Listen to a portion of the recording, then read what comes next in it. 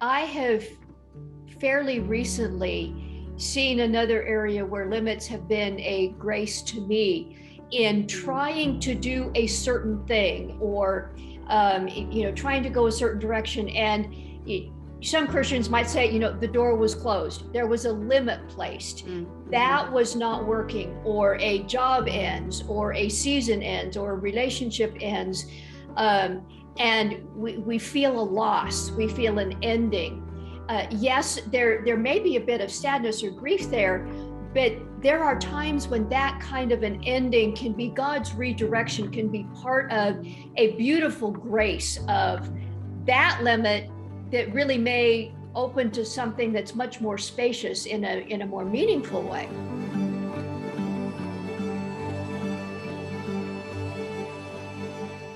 Where do you face limits? I'm Dr. Carol, and thank you for joining me. There are many places in life where we are up against limits. Limits in our own selves, our bodies, our minds, our personality, limits around us, with the world, limits with other people. So much of our culture, frankly, both within and without and outside of the Western Christian church, it's all about doing more, accomplishing more, bigger, better, up and to the right. And that just wears you out. That really is not the way of Jesus. My guest on the program today is Ashley Hales, a writer and a speaker, host of Finding Holy podcast. She's married to a pastor. They have 4 children. And her message helps people find those holy moments in everyday life, and particularly in the areas of our limits. Her book that's coming out this month, A Spacious Life, Trading Hustle and Hurry for the Goodness of Limits. Limits being good. I think this hopefully can reframe some of your thought processes in that area. So, Ashley Hales. Well, Ashley Hales, what a wonderful delight to be able to have this conversation with you today. Thank you for being here, for being present and with us here. You're so welcome. It's an honor to be with you. There is something I have learned about myself. When I first looked at the Enneagram, my first thought I was a 3. The producer, the achiever. Now, I don't think that ended up being the final type, but I, all my life, have just been trying to, do more. I mean, I went through, I got 2 doctor's degrees and, practice and ministry and just all the things, trying to do more and accomplish more. And there have been several times when I have just found myself worn out. And I don't think I'm the only person who has gotten into that rat race. For sure. Not at all. I know it intimately as well. Yeah, your context, has a lot too of just trying to do so much, especially in seasons of your life. And just give us an idea of what that looked like for you and how you came to understand that that is not the way of Jesus. Yeah.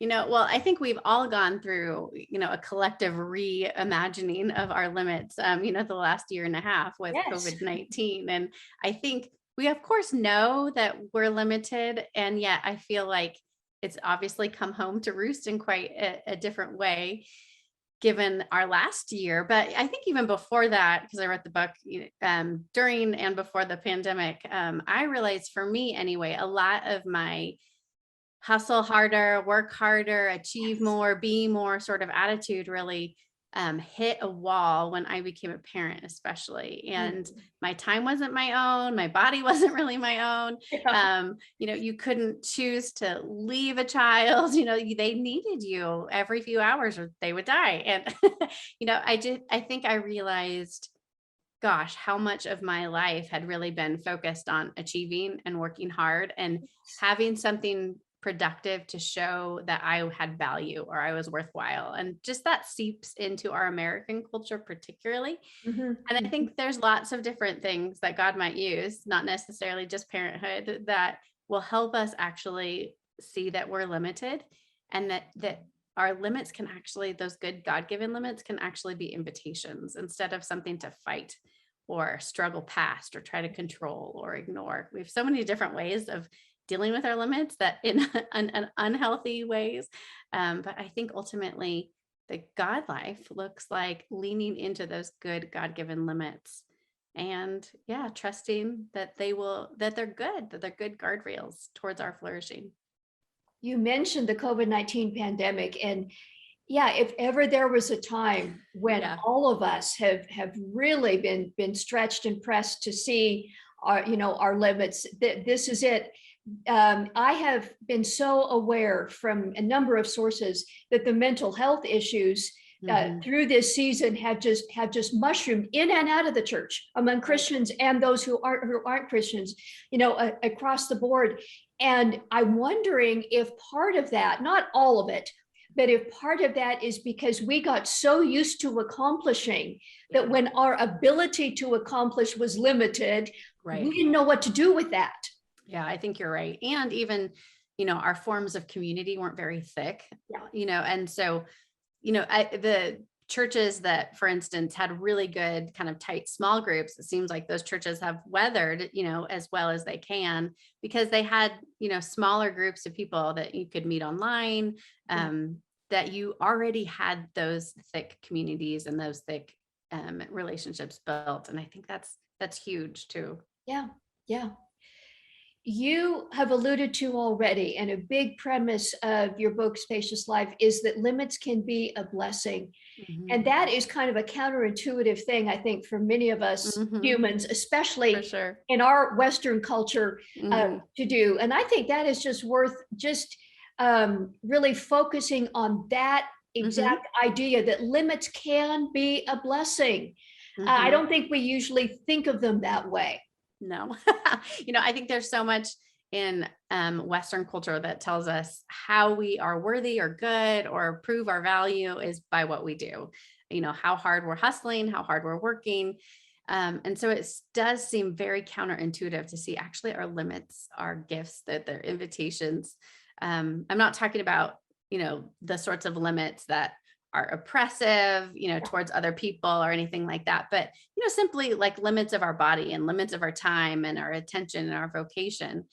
And there's actually been a lot too in more mainstream literature, for instance, that for women, like middle-aged women who have felt like they've had to do it all, and that when they had every option open to them, that they're actually not sleeping, their hormones aren't functioning as well, like bodily repercussions for not living according to our limits. And so it's something that I think is in the wider culture as well, but particularly as Christ followers, to say, if we believe that God is the one who wrote the story, that God is the one who created the world, that limits were actually in the very beginning of time were good. They're built into creation, right? That planets have orbits and the sun was to rule the day, not just like all the time. That vegetation had cycles of growth and lying fallow, and that there were also boundary lines for humans. And unfortunately, with the result of sin, we have Really. neglected and we continue to neglect those boundary lines. We want to do it our own way.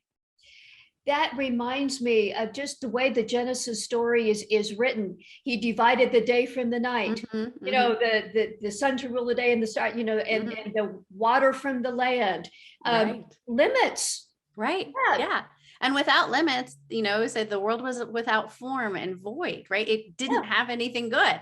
It wasn't until there were limits that creation flourished in these kind of guardrails or lanes, that God designed us to flourish. And since the fall, we've decided to go past those limits that God has given us. And that's where we find burnout and exhaustion and, Yeah. hurry and hustle and all of these things that we've seen really play out in our own lives and the lives around us. And what you are saying is, I think, such an important human understanding too, is that when Hmm. we have unlimited choices, when there is Hmm. unlimited possibilities, that does not end up leading to a fruitful direction or Right. flourishing. Right. Right. I mean, even just think about going to the grocery store and when you have like 1,800 versions of mayonnaise, Yeah. to choose from. That's not, you don't experience freedom, right? You're like shut down and you don't know what to do. And you're you paralyze, you can't make decisions when every option is open to us. Yeah. Yeah, yeah. Um, in in your book, you talk about a number of beautiful areas where we have limits that end up, being very, very good. Hmm. And I'd just like to unpack a few of those. Yeah. One that stood out to me was rest. Hmm. I have noticed in my own life that if I try and work beyond a given number of hours, that the extra time I try and work really is not productive. My brain isn't clear. I really don't accomplish. Hmm. And to accept the fact that my brain has this period of time where it can be Right. focused it is a good thing. Hmm. Hmm. Hmm. And I think that's really important to remember that rest, yes, it leads to, our brains are working properly and we can string ideas together. Yeah. But I still think, we tend to think of we rest only after we've worked, right? So we Yes. believe we kind of have to work to earn our rest. And Yes. so we tend to be stuck in these kind of cycles of heavy production and then escape. And so the type of rest we often experience isn't actually restorative. And I love, the Hebrew scriptures and talk a lot, right, about that the day begins in the dark, right? That we actually start with rest, that, Right. with how they count time. And I think, we think of our day starting, right when we get up and we check our email and our to-do list. But, if we actually say, the order of the universe is grace first, it's rest first. And then our work becomes a response to that rest, which is really, I think, hard to get to Yes. practically, but it's such a beautiful, at least, goal for us to ask God to continue to help us rest because we are his children and he delights to give us rest. And then our work is a response to that grace that he's given to us. Yeah. It makes me think of the life of Jesus. And when the Mhm. Father, said to him, "You are my Mhm. beloved son," before he had Mhm. done Yes, anything. yes, exactly, exactly. That's exactly right. And for us to be able to take that in, Mhm. that our value is not dependent on our accomplishment at all. I think maybe as followers of Jesus, we intellectually may think Right, that's true, agree with right, that. But right. to really live from that, it's a whole nother step. It is. You're totally right, for sure. One of the areas that just stands out to me as well is the goal that God has for each of us to become like Jesus, the transformation journey. Mhm. Um, we often, in much of the Western church paradigm, all these religious things that I'm supposed to do. Mhm. And the harder I work, the Mhm. more I will, be a good Christian or gain God's favor, even if intellectually that doesn't sound right to us. But just the resting and the limits and the process of transformation of how we become Mhm. like Jesus. Mhm. Mhm. I think we've really imbibed this idea too that like transformation happens through like informational download or Yes. like, or intellectual assent. I believe all these right Yep. things. And therefore like I should quick poof, be all of those things. But of course it's a much slower process. And a lot of it happens through friction, right? What I really love when I've been looking into the life of Jesus and figuring and trying to kind of figure out, okay, where did he experience limits and what does that look like? Is to realize a lot of these limits, these constraints we feel in community too. And so to see this transformation journey that you're talking about, not only just individual, but also communal, like that there are communal limits too. And that's another way in which we grow. Mm. The whole community thing, you know, wow, I don't always like to go at the pace Mhm. of community, but Jesus did. Mhm. That is the way of Jesus, and that constraints, the limits of Mhm. community. Your husband has been a pastor. You've been a pastor's wife. What are some of the things that you have had to embrace to do church that way as Right. leading people? Right. I think we've made our fair share of mistakes and wounds we've received and given, I'm sure. And so we've failed just as much as we've succeeded, if not more. But I think we have begun to see that really transformation happens. It is a work of the Spirit, Yeah. and you cannot rush the work of the Spirit. That we have plans, but really our first work is prayer, is and to ask God to be present, to pay attention to where he's already working, that we get to join him in his work, and not like it's not my job to like drum up all of these great faith-based sorts of things. Yeah. He's already at work in the world.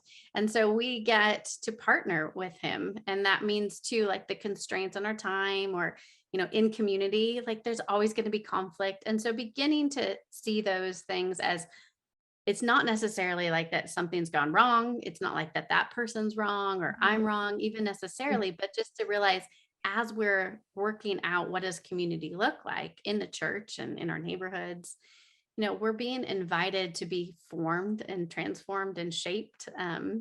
Proverbs talk about iron sharpening iron, Yeah. or that we are being like living stones built together into a house. And, it's not like those stones were perfect from the get-go and just got slotted into the house, right? Right. That they have to be shaped to be able to work together. Yes.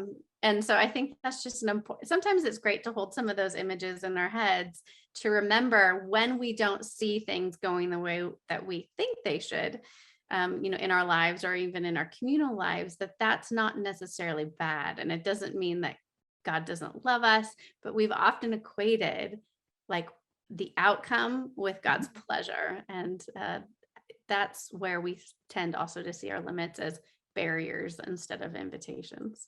Yeah. You write something that really got to my soul, and that in our culture, love looks a lot like attention, or giving attention can be one of the most powerful ways to love. We are so distracted, digital devices and activities, that attention is a precious commodity. Mm-hmm. It is, I think, and it's so easy to try to figure, and a lot of that is that like our addiction to productivity probably too, or, yes, my kid's asking me a question, and, and I'm trying to make dinner, but I'm also like responding to this tweet, or, checking my email, because we are trying to drum up our own value. But, Yeah. at the attention of Jesus, the attention of other people, it always feels like a gift, someone choosing to ask, particular questions, even over text message, about how, this next season of your life is going. And those can be gifts, even if it's not always, looking someone in the eye too. These are ways I think that we rehumanize each other too, instead of kind of boxing each other off, especially now with the lack of embodiment during the Yep. pandemic that we've Yep. experienced. I think there's some beautiful ways to love other people by paying attention. Yeah. I have fairly recently seen another area where limits have been a grace to me, in Mm, trying to do a certain thing, or trying to go a certain direction. And some Christians might say, the door was closed, there was a limit placed, mhm, that was not working, or a job ends, or a season ends, or a relationship ends. um, and we feel a loss, we feel an ending. Yes, there may be a bit of sadness or grief there, but there are times when that kind of an ending can be God's redirection, can be part of mhm, a beautiful grace of mhm, that limit, that really may open to something that's much more spacious in a more meaningful way. mhm, mhm. I think that's so true. And I think the danger sometimes is when we, talk about like, well, this door was closed, is then to believe, okay, that wasn't the right thing. So God must have bigger and better and more amazing things, Yeah. in store. But, we see in the life of Jesus, like his, big barrier, both like wilderness temptations, and then as he's praying in the Garden of Gethsemane, Yeah. um, like it didn't lead to like glory right away, right? It led Right. down, down, down, into the Right. desert, right?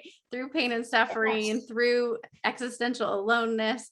Um, And so I think though that there is still the invitation is that because Jesus has received the no, on the cross in some ways, that we then always get the Father's yes. Mhm. And that's a great reminder is that even if things are, um, feel like they are just continually going down, is that we really are always promised the presence of Jesus through the Spirit in our lives. And that's one way, at least, then we can reimagine some of these questions Yeah. about doors closing and all of those limits. Is that, I have Jesus with me still. Yeah. And that is really not that is not a bad thing. Right. That Yeah. is that it is an honest blessing, and that's just not putting a Christian window dressing on. Right. It really is true. Hmm. It makes me think too, Ashley, that there one of the factors in some of the big falls from grace that we have seen, Hmm. some big Christian leaders who have ended up bringing great dishonor to themselves and the body of Christ. I'm wondering if at least an aspect of that is that they never became comfortable with limits. It was always up Hmm. and to the right. It was always Hmm. production, Hmm. and Hmm. weren't even paying attention to God's graces of limits and listening to them to their own souls, and just Hmm. part of the dysfunction that even some of the Christian culture has fostered.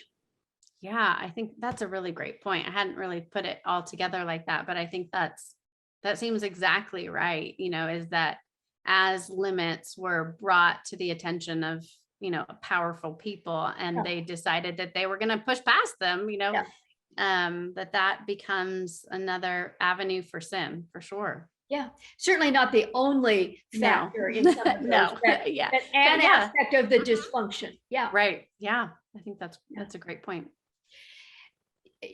We've alluded to the transformation process Hmm. that God has us on. And there's a part of that that you talk about in us helping others, whether you want Hmm. to use the term evangelism or ministry or whatever, and the limits of what we can do to them. I know in my own work, that the physician part of me, the ministry Hmm. part of me, and the coaching part of me, I would love to be able to fix somebody else. Hmm. But there's really a kind of a limit there where I Right. can't, it's not me. Right. And I'm sure as a pastor's wife, as a mom and all of that, that's something that has been a reality in your world. Hmm. Definitely. Yeah. Yeah. My husband, he's been reading Dallas Willard a lot recently, and he has talked about this kind of threefold way of thinking about spiritual formation as vision, intention, and methodology. And often, as leaders, we have great vision. But really it's up to the people we're leading, whether that's in our homes or outside of that, like to choose to have intention. And we can't change someone's volition. Yeah. And we're not able to. We can help with some of that methodology, but really that intention piece is really key. And that's not something that we can we can drum up. It's really only, right, the Spirit who will change our wills. Yeah. Someone else is. And so then that leads us to at least take some of the pressure off to, yeah, fix people for sure. Yes. You write about the picture of Jesus and Peter after the resurrection. Mhm. Peter had failed, he denied the Lord, and all the emotional hurt that Mhm. must have been. And then when Jesus restored him and the job that he gave him, and you talk about feeding, tending, unpack that for a minute. I thought that was a Mhm. beautiful picture. Yeah, I think what is so beautiful is that, I talked about them. These are small verbs, they're not like, go change the world, Peter, or, make sure you're preaching to several thousand, Yeah, which does happen. But, that really the work that Jesus is inviting Peter into and restoring him to is not to be the shepherd of the great shepherd of the sheep. That's Christ himself, but to do these small little disciplines to tend and to feed. They're nourishing sorts of things, and they don't feel world changing. And he's inviting him into a relationship with himself, And Jesus is also inviting Peter into purpose and mission that isn't contingent on himself or his Mhm. gifting or even his failure. And I think Yeah. that's a great reminder, is that we're being welcomed into the mission of God that's already begun and continues and doesn't need us. But we get to do these small tending sorts of disciplines too. And that it's not contingent on our success or failure according to any worldly standards, which is Yeah. just a beautiful gift. It's almost like if we don't accept that kind of a limit, we are trying to play junior Holy Spirit. We're trying to play God. Yeah. We're trying to be the source of the food or the salvation or whatever Mhm. people need. And Yeah. that's not us. Right. And that's so freeing. Yeah. Well, Ashley, this has been freeing is a great word for it. I'd like to just give you a moment to let people know about a spacious life, how they can connect with you.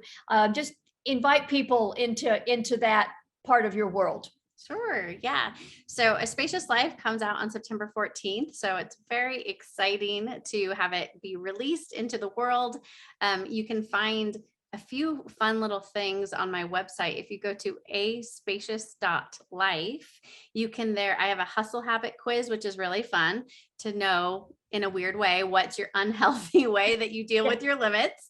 You can be a blamer, you can fall into shame, you can ignore your limits, or you can choose to try to control them. And then I have a one-page roadmap for each of those types, which is really a good resource you can grab at aspacious.life.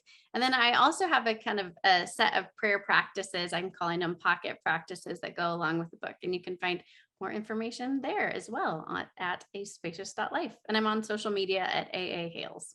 Okay. We will make sure all those links are under this video and in the show notes for the podcast. Um, Ashley, what a joy, what a breath. You know, Thank I you. feel like thinking in this way of the life of Jesus and just the way you depict so much of this beautifully. It's like the ability to just take a deep breath. Yeah, that's been that a few people have said that, and that's such a delight to hear. So thank you. It's helped me breathe a little bit easier too. Yeah. And God bless you and your family and the work you do. Thank you. Thanks so much for having me. I would like to challenge you to look at your life and notice some of the limits, your age, the amount of finances you have right now, your family situation, whatever, some of the practical limits in your life right now, and just pause and ask Jesus, how might this be a blessing? Let that reframe some of your thinking. Do check the links in the show notes under this video. You'll find the link there to Ashley Hales' website and her book, A Spacious Life. Really freeing and just let you take a deep breath as you take this part of living like Jesus to heart. I want to thank you so much for watching and being part of our online family. I'd love to hear from you. You can certainly leave a comment under this video. If you want to leave a confidential comment, use the contact page on our website. I read those and respond personally, and it is confidential. Thank you again for being with me, and until next time, may God bless you.